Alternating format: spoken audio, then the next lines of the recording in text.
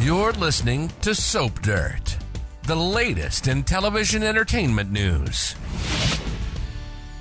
Hey there, Bold and the Beautiful fans. It is Belinda from Soap Dirt, and I have got your early edition spoilers. These run from Monday, October 23rd through Friday, October 27th. We have a whole handful of new stuff happening, and next week is when the fashion showdown begins. There is a lot to unpack.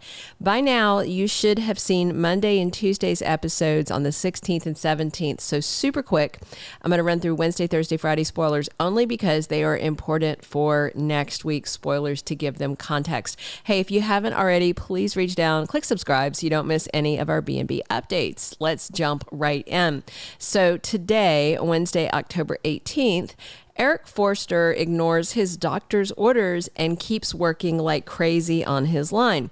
So on Tuesday, Donna asked the doctor, is Eric dying? And then the doctor gives that soap opera face, the one that, Joey from Friends called the smell the fart face.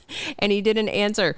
I hope that the doctor is still on Wednesday's episode and we actually hear the doctor's orders and maybe we hear some sort of diagnosis instead of more testing is needed. I mean, the man is coughing up blood. They need to figure this out. It looks scary.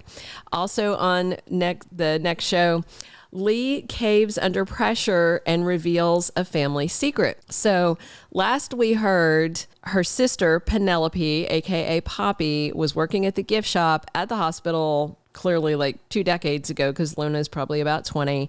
And she supposedly slept with a married doctor. There's not a ton of doctors on Bold and the Beautiful, and that was the whole fallout. But given that there's a family secret to be revealed, I do wonder, people have been asking about this for a while. Maybe Jack slept with her sister, Fenn's dad. Maybe Luna might be his half-sister. I don't know. I mean, Jack was a horn dog then. And I mean, obviously no good judgment if he's sleeping with Sheila. So maybe he had a 7-year itch and came back after that and slept with Lee's sister.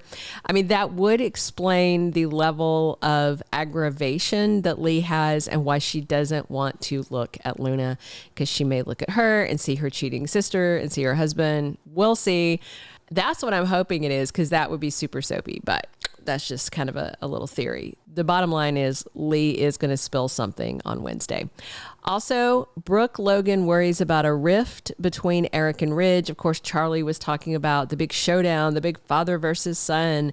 And so she's worried about it. That rift already exists because Eric is obviously frantic about getting his legacy line done and he's sick, and Ridge to me is being kind of a tool. So we'll see. Thursday, the 19th, Hope Logan confronts her dad, Deacon, and hits him with an ultimatum about Sheila Carter. I'm betting it's going to be something to the tune of, it's her or it's me. But sadly, I think Deacon is going to try and talk her into option C, which is give me a chance to show you that Sheila is not a monster and that, I can integrate her into human society and our family without anyone being in danger. I don't think Hope's going to go for that, but I definitely think Deacon's going to keep trying to wiggle and keep everything that he wants. That's what I think. Bartender Hollis is back on Thursday, and he should be spending time maybe training Il Giardino's latest employee. If you're wondering who that is, it's none other than the nine-toed menace of LA, Sheila Carter. Deacon has given her a job at his restaurant as part of the rehabilitation program to prove to everyone that she has changed and that she's not a danger. And Deacon also talks to her about her letting this obsession with Fenn go, but she doesn't want to. She's very insistent that she will always be in her son's life. I feel like things are on a collision course. Friday, October 20th, the spoiler here, it is a confirmed spoiler, but it also feels like it's the exact same thing that happened on Monday. But I'm going to go ahead and say it because this is where they put it.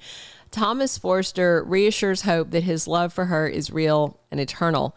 And that's kind of what happened on Monday. And that scene frustrated me a lot because she asked him, she's demanding that he say, I love you. I mean, not that he minds saying it because he does, but she wants to hear it while at the same time continuing to say, but I don't love you. And the video I put out on Tuesday where I talked about, will he go dark? I hope he doesn't go dark, but I'm seeing her as just an emotional and physical vampire right now, like physically draining him with all this sex, emotionally draining him by, having him make all these declarations of love while she is rejecting him emotionally. It's very weird. This can't go on, right? It feels like either she's got to admit that she loves him or she's going to call it off because she doesn't, and then things are going to get wicked. So I'm very curious to see how it goes, and we are going into sweeps, which starts on the 26th. So there's going to be a lot of action on front burner storylines. Also this Friday, Lee Finnegan drops into Il Giardino, sees Sheila working there, and taunts her. She is hoping that Sheila will do something, maybe lash out at her, and that way she can call the cops and take away Sheila's freedom. We have an undated spoiler for this week, and obviously it's going to happen Wednesday, Thursday, or Friday. I think maybe Friday because we've got Thomas on Friday as well, but it could be Thursday. Thomas and Liam are going to face off. If you are just dying to see Liam Spencer, he's back, and I so hope that he finds out that Thomas and Hope are shagging. That's what I hope to see. That would be amazing to see the look on Liam's face, because he basically told Hope anybody but Thomas, and she's like, nah, it's going to be Thomas. So good for her. All right. The week of October 23rd through 27th, RJ is really struggling. He is keeping secret about Eric's, whatever this medical condition is. I don't know if he's going to be told the prognosis, or he just, maybe he's going to find out that he's coughing up blood, but he is really struggling. And then Brooke and Ridge start pestering him like if he knows what's going on with his granddad, and RJ is having a real hard time keeping quiet. Eric's going to be mad if he doesn't. And Donna tells somebody that she trusts about Eric's awful diagnosis. So at some point between when the doctor talks to them on Wednesday and next week, we are going to have a diagnosis, it sounds like, based on this spoiler, and it doesn't sound good. Again, I'm not expecting it to be fatal. I'm not expecting John McCook to go anywhere, but if he's decided to retire, I'm sure they'll write him out if that's what he wants. They're not going to recast him, so we'll just have to wait and see. I'm very curious about this diagnosis. And it's time for the Fashion Showdown. It runs for 5 episodes, kicking off on the 25th. We have the 25th, 26th, 27th. So Wednesday, Thursday, Friday of next week, and then Monday and Tuesday of the following week. 5 entire episodes of Fashion Showdown. I've said this before, that sounds about double the amount of episodes we need. Like maybe 2.5 would be good, but we're going to get 5. So yeah. Anyway, special guests are arriving. Marie Osmond shows up on the 25th. She is Countess von Frankfurt. That's just some lazy names. That just means the Countess from Frankfurt. Anyway, all right. This was writers working on a skeleton staff, right? Still during the writers' strike. So that's the name we get. We've also got Lauren Fenmore and Esther Valentine coming over from Genoa City. We've got a 2-person Y&R crossover for the Fashion Showdown. Esther has always wanted to own a Forrester Creations gown the whole entire time she spent her career as a maid, but now she can afford one and she's going to buy one. But will she buy from Ridge or will she buy from Eric? And Lauren is the buyer for her family department store Fenmore's, which is in Genoa City and in other locations in the state. I think they're in Wisconsin? Yeah, Wisconsin. Anyway, so we've got a double crossover and we've got Marie Osmond. That's everything we have for early spoilers, but I will have a full roster of weekly spoilers for you soon, plus 2-week spoilers and more. Please drop your comments below on what you're excited to see next week.